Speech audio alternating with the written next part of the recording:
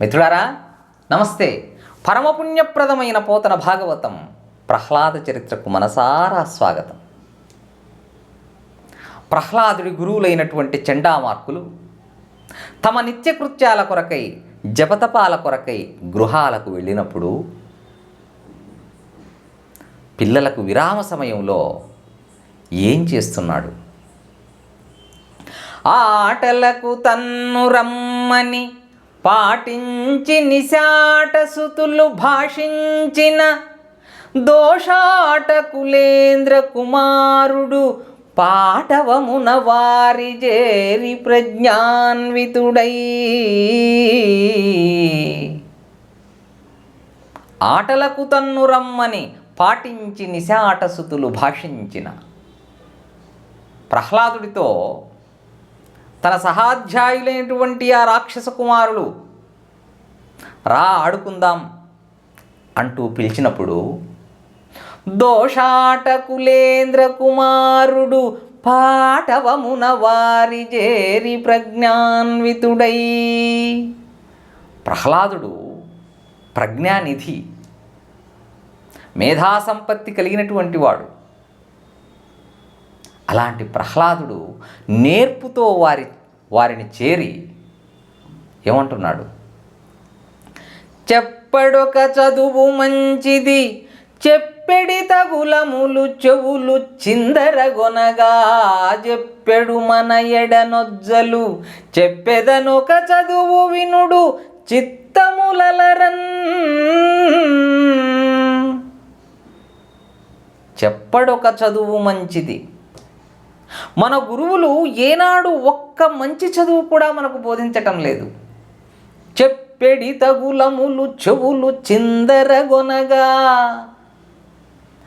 ఆ చెప్పేటటువంటి తగులములు బంధాలతో కూడినటువంటి, కర్మబంధాలతో కూడినటువంటి, సంసారిక భోగాల గురించి చెప్పేటటువంటి ఆ చదువులు మాత్రం చెవులు చిల్లులు పడేటట్లుగా బోధిస్తారు. చెప్పెడు మన ఎడనొజ్జలు, అలాంటి విద్యని మన గురువులు బోధిస్తున్నారు. చెప్పెదనొక చదువు వినుడు చిత్తములలరన్. మీ మనసుకు ఇష్టం కలిగేటట్టు, మీ మనసుకు నచ్చే విధంగా నేను మీకు విద్య గరుపుతాను అంటూ ఆ పిల్లలతో ఆటపాటలలో కలిసిపోయి రహస్యంగా వారికి బోధిస్తున్నాడు. రహస్యంగా ఎందుకంటే హరిద్వేషి అయినటువంటి తన తండ్రి హిరణ్యకశిపుడికి ఈ విషయం తెలియకూడదు, గురువులైనటువంటి చండామార్కులకు తెలియకూడదు. అందుకు రహస్యంగా ఏమని బోధిస్తున్నాడు?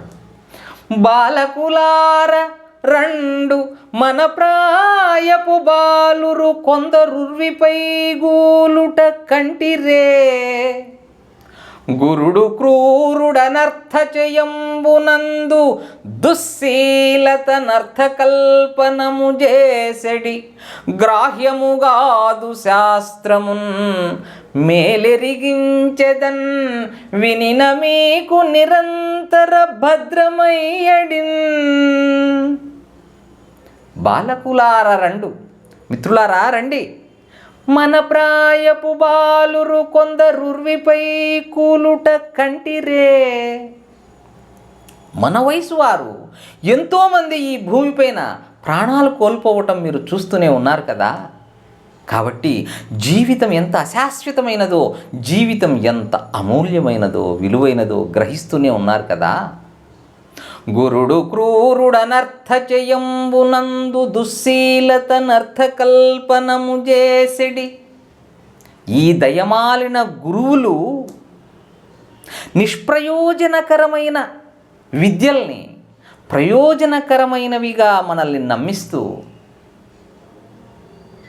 ఏమాత్రము పనికిరాని చదువుని పనికొచ్చే చదువు అంటూ మనకి భ్రమ కల్పిస్తూ, గ్రాహ్యముగాదు శాస్త్రము, వారు చెప్పేటటువంటి ఆ శాస్త్రము మనము నేర్చుకోదగింది కాదు, మనం స్వీకరింపదగింది కాదు, అది నిరర్థకమైనది. మేలెరిగించెదన్ వినిన మీకు నిరంతర భద్రమయ్యడిన్. మీకు నేను సార్థకమైన విద్య, మేలునరించే విద్య, మీకు ఎల్లప్పుడూ శ్రేయస్సును కలిగించేటటువంటి విద్యను చెప్తాను, వినండి. మిత్రులారా వినండి. అన్ని జన్మలలో ధర్మార్థాలను ఆచరించగలిగిన మానవ జన్మ పొందగలగడం చాలా కష్టం. 100 సంవత్సరాల ఆయుర్దాయం కలిగినటువంటి ఈ మానవ జన్మలో 50 సంవత్సరాలు చీకటి రాత్రులలో, నిద్రలో, సుషుప్తావస్థలో గడిచిపోతుంది. 20 సంవత్సరాలు అమాయకమైన బాల్యం, జ్ఞానం పూర్తిగా వికసించినటువంటి కౌమార దశలలో గడిచిపోతుంది.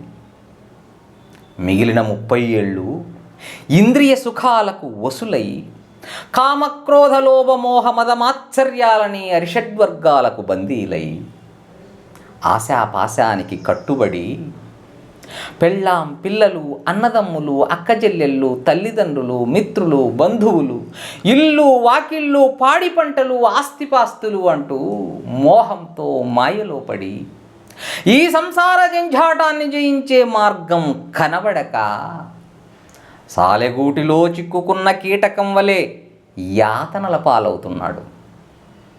తన శరీర సుఖాలే పరమావధిగా భావిస్తూ తాను వేరు, మిగతా వారు వేరు అనే భేదభావంతో ఆ సంసారపు చీకట్లో కొట్టుమిట్టాడుతూ ఉన్నాడు.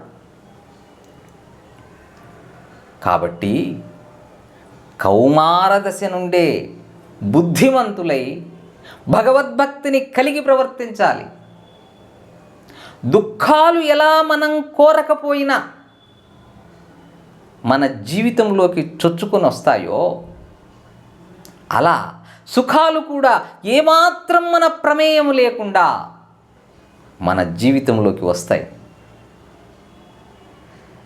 అలాంటి ఎండమావుల్లాంటి సుఖాల కోసం వెంటపడుతూ, వెంపర్లాడుతూ విలువైన జీవితాన్ని వృధా చేసుకోకూడదు.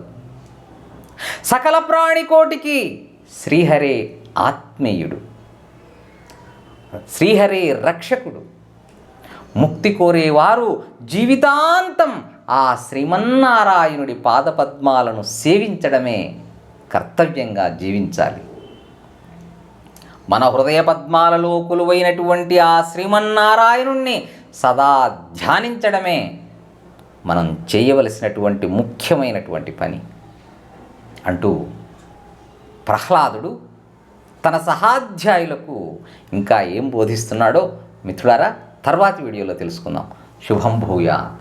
హరి ఓం తత్సత్.